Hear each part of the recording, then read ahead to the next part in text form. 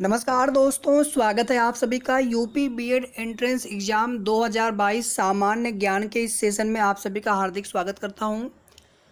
50 प्रश्न सामान्य ज्ञान से रहेंगे और हमारी कोशिश ये है कि 50 प्रश्न में कम से कम आप 45 या 45 से ज़्यादा ही आप करके आएँ। सरकारी सीट आपको मिलना ही चाहिए, ये हमारा मेन मोटो है, हमारे प्रैक्टिस सेट का मेन मोटो है। और ये प्रैक्टिस सेट, इसमें करंट अफेयर्स के भी प्रश्न शामिल हैं और प्रीवियस ईयर के प्रश्नों के आधार पर भी यहाँ पर कई प्रश्न लिए गए हैं। चलिए स्टार्ट करते हैं आज का सेशन। प्रैक्टिस सेट बनाने में मोस्ट इम्पॉर्टेंट प्रश्नों को शामिल करने का पूरा प्रयास किया गया है, तो आप सभी से निवेदन है कि बिना स्किप किया, बिना किसी भी प्रश्न को आप स्किप किए पूरा वीडियो आप लास्ट तक ज़रूर देखें। और अगर वीडियो आपको पसंद आए तो प्लीज़ लाइक कर दीजिएगा, शेयर कर दीजिएगा और सबसे पहले आप चैनल को सब्सक्राइब कर लें। इसके अलावा इसके आगे भी आपको मैथ के अलावा, माफ़ी चाहूँगा, सामान्य ज्ञान के अलावा, जीके के अलावा आप सभी को रीजनिंग की और हिंदी की भी आपको प्रैक्टिस सेट मिलेगी। और अगर आपकी डिमांड रहेगी तो इंग्लिश का और इसके अलावा एक मैथ सब्जेक्ट है जो कि आपके सब्जेक्ट वाले सेशन में है, तो उसका भी प्रैक्टिस सेट आपको प्रोवाइड करा दिया जाएगा। लेकिन हमारा मेन जो मोटो अभी फ़िलहाल में इस वीडियो के माध्यम से है कि ये जीके का जो प्रैक्टिस सेट है आगे भी आपको मिले और जीके में कम से कम आप 45 प्लस सही करके आएँ। साथियों, हमने यहाँ पर 4 ऑप्शन नहीं लिया है, डायरेक्टली हमने यहाँ पे आंसर ही लिख रखा है। अगर आपकी डिमांड होगी कि नहीं विकल्प के साथ जो है ये प्रैक्टिस सेट बनाया जाए, तो विकल्प के साथ ही आपको प्रैक्टिस सेट मिलेंगे। चलिए स्टार्ट करते हैं सेशन आज का। पहला प्रश्न यहाँ पर है, उगते हुए सूरज का देश किसे कहा जाता है? जापान को। भारत में सबसे पहले सूर्योदय किस राज्य में होता है? अरुणाचल प्रदेश में। और ध्यान दीजिएगा, अरुणाचल प्रदेश भारत का सबसे पूर्वी क्षेत्र पर स्थित या पूर्वी भाग में स्थित राज्य है। और इसी अरुणाचल प्रदेश में किबिथू नामक एक स्थान है जो कि भारत का पूर्वोत्तम छोर है।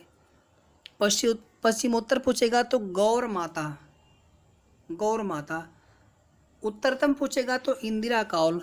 दक्षिणतम पूछेगा तो इंदिरा पॉइंट। अगला प्रश्न देखिए इसके बाद, किस संविधान संशोधन के द्वारा मताधिकार की आयु को घटाकर 21 वर्ष से 18 वर्ष कर दिया गया?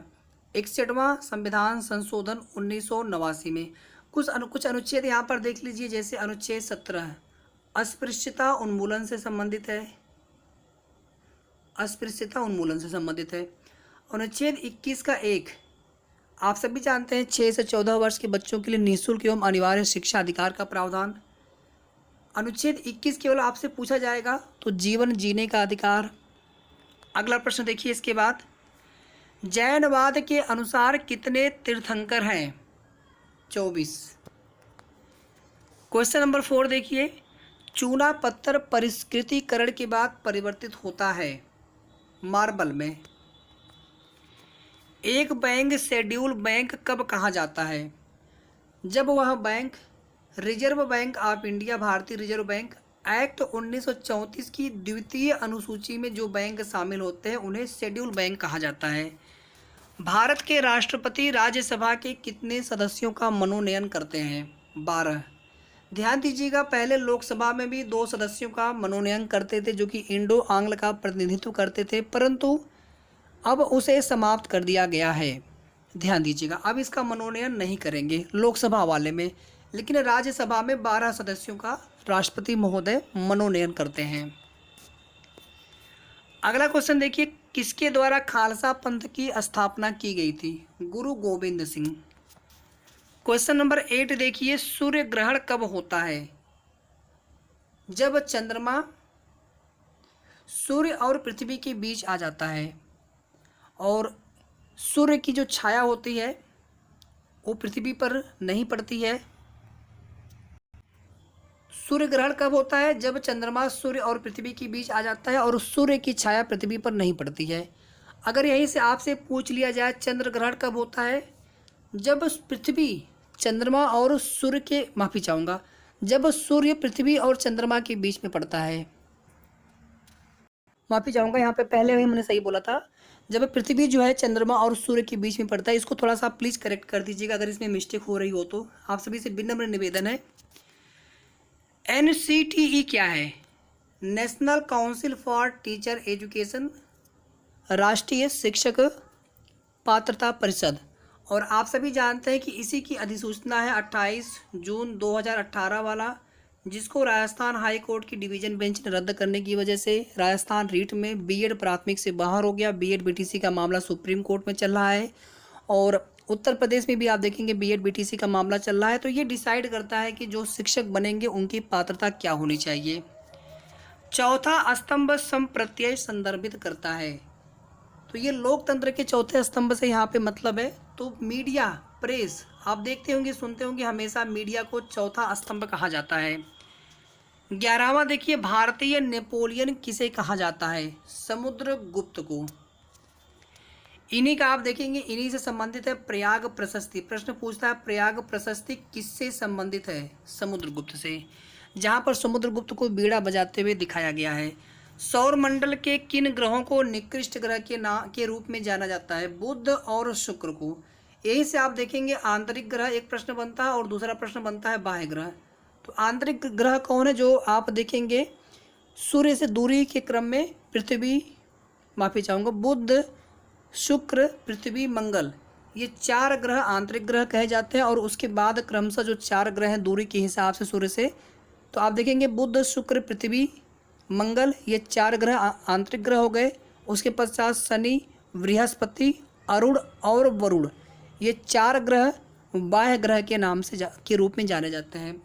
शुक्र को जो है साँझ का तारा, भोर का तारा और पृथ्वी की जुड़वा बहन भी कहा जाता है, इसे भी आप जानते रहिए। और सर्वाधिक चमकीला ग्रह भी इसे कहा जाता है। मंगल ग्रह को लाल ग्रह के नाम से भी जाना जाता है। और एक चीज़ यहाँ पे आप और जान सकते हैं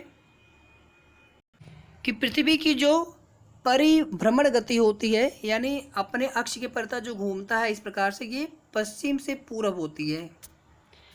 अगला प्रश्न देख लीजिए, पाक जल डमरू मध्य किन 2 देशों को अलग करता है? भारत व श्रीलंका। और भारत व श्रीलंका के बीच में ही मन्नार की भी खाड़ी है। और ध्यान दीजिएगा, आपसे प्रश्न और भी बन सकते हैं इसी प्रकार से, जैसे 10 डिग्री चैनल है तो 9 डिग्री चैनल है तो 8 डिग्री चैनल है। ये जो है आपका अंडमान को निकोबार से अलग करता है। इसी प्रकार से 9 डिग्री चैनल है जो कि लक्षद्वीप को मिनी काय से अलग करता है। 8 डिग्री चैनल मिनी काय को मालदीव से अलग करता है।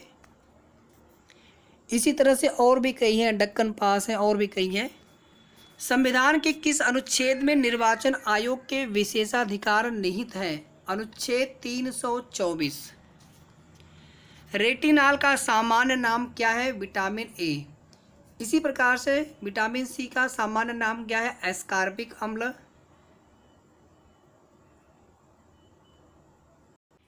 विटामिन डी का रासायनिक नाम कैल्सीफेरॉल। विटामिन ई का रासायनिक नाम टोकोफेरॉल। विटामिन के का रासायनिक नाम फिलोक्विनोन। एस्कॉर्बिक अम्ल, कैल्सीफेरॉल, टोकोफेरॉल, फिलोक्विनोन। और रेटिनॉल का सामान्य नाम क्या है? विटामिन ए, यानी विटामिन ए का जो वैज्ञानिक नाम है रेटिनॉल है। क्या आप हमें इन सभी की कमी से होने वाले रोग बता सकते हैं? तो विटामिन ए की कमी से रतौंधी रोग, विटामिन सी की कमी से स्कर्वी नामक रोग हो जाता है, विटामिन डी की कमी से रिकेट्स नामक रोग हो जाता है, विटामिन ई की कमी से जनन क्षमता प्रभावित होती है, और विटामिन के की कमी से रक्त का थक्का नहीं जमता है। इनमें से किस विटामिन को धूप का विटामिन भी कहा जाता है? क्या आप सभी बता सकते हैं? आपको कमेंट करके बताना है।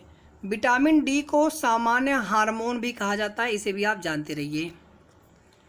अगला प्रश्न देख लीजिए इसके बाद, फ्रांसीसी क्रांति का सही नारा क्या था? स्वतंत्रता, समानता और भ्रातृत्व। भ्रातृत्व, ये थोड़ा सा गलत हो गया था लिखने में, टाइपिंग में। पोंगल त्यौहार है तमिलनाडु का। किसी प्राणी की ज्ञानेंद्रियाँ, थोड़ा सा ये टाइपिंग मिस्टेक है, प्लीज़ थोड़ा सा इसको आप समझ लीजिएगा। ज्ञानेंद्रियाँ उसे सहायता करती हैं। तो रिफ्लेक्स जो रिएक्शन होता है, जैसे हमें पैर पे कोई जलन का अनुभव हुआ तो हम तुरंत अपना पैर हटा लेते हैं। तो उद्दीपक के प्रति अनुक्रिया करने में किसे भारत में हरित क्रांति, अच्छा यहाँ पे गलत हो गया, भारत में सर्वाधिक पुराना ग्रंथ माना जाता है, सर्वाधिक पुराना ग्रंथ माना जाता है। तो यहाँ पर आंसर हो जाएगा ऋग्वेद को। और भारत में हरित क्रांति के जनक कौन है, आप सभी जानते होंगे, स्वामीनाथन। और यहीं से एक प्रश्न बन जाएगा कि फ्लड क्रांति या दुग्ध क्रांति के जनक, तो वर्गीज कुरियन, वर्गीज कुरियन फ्लड या दुग्ध क्रांति के जनक हैं। और भारत में जो पंचायती राज व्यवस्था है, त्रिस्तरीय व्यवस्था, आप सभी जानते हैं, ग्राम पंचायत, क्षेत्र पंचायत, जिला परिषद, इसके जनक कौन है, तो बलवंत राय मेहता है। इसे भी आप जानते रहिए, बलवंत राय मेहता, क्योंकि इन्हीं की संस्तुति कमेटी थी 1957 में। और उसी के आधार पर सबसे पहले 1959 में राजस्थान के नागौर जिले में पंचायती राज व्यवस्था की शुरुआत की गई थी। तो ये प्रश्न भी बहुत बार पूछा गया है। भारत के प्रथम प्रधानमंत्री पंडित जवाहरलाल नेहरू के द्वारा शुरू किया गया था सबसे पहले पंचायती राज व्यवस्था को। हालांकि उस समय तक संवैधानिक ढांचा इसको प्रदान नहीं था। फिर आप देखेंगे 1992 में 73वां संविधान संशोधन करके इसको संवैधानिक ढांचा प्रदान किया गया। तो भारत में त्रिस्तरीय पंचायती राज व्यवस्था की संस्तुति, हालांकि कुछ राज्यों में देखेंगे तो 4 स्तरीय भी व्यवस्था है, जैसे कि पश्चिम बंगाल, अलग अलग नाम भी होते हैं जो स्तर हैं। बिहू किस राज्य का मुख्य त्यौहार है, बिहार का मुख्य त्यौहार है बिहू। भारत के संविधान के किस अनुच्छेद में मूल कर्तव्यों का वर्णन है, तो अनुच्छेद 51 का क या फिर 51 का 1 लिख के या फिर 51 का 1 या ए, तो सब एक ही बात है। तो 51 का ए आपको याद रखना है। मूल कर्तव्य, मूल कर्तव्यों की कुल संख्या 11 है। पहले शुरू में जब ये शामिल किया गया था 10 थे, एक बाद में जोड़ा गया था पर्यावरण संरक्षण वाला, तो 11 है। और यहीं से अगर आपसे मूल अधिकार के बारे में पूछेगा तो मूल अधिकार जो है अनुच्छेद 12 से लेकर के अनुच्छेद 35 तक कुल 6 मूल अधिकार हैं। अगला क्वेश्चन देख लीजिए, ये क्वेश्चन करा दिए, हालांकि हम विटामिन सी की कमी से होने वाला रोग स्कर्वी रोग होता है, जिसमें आप देखेंगे कि मसूड़े फटने लगते हैं। मुख्यमंत्री योगी आदित्यनाथ ने स्कूल चलो अभियान की शुरुआत किस जिले से की है, श्रावस्ती जिले से की है। हाल ही में उत्तर प्रदेश के मुख्यमंत्री ने पल्स पोलियो अभियान की शुरुआत किस जिले से की है, गोरखपुर जिले से की है।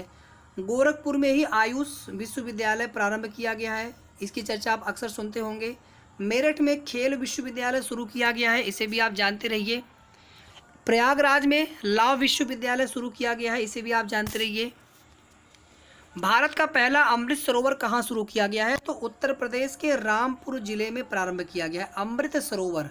ध्यान दीजिएगा, मोस्ट इंपॉर्टेंट, सभी क्वेश्चन अपने आप में मोस्ट इंपॉर्टेंट हैं। उत्तर प्रदेश नवनिर्वाचित विधानसभा के विधानसभा अध्यक्ष बनाए गए हैं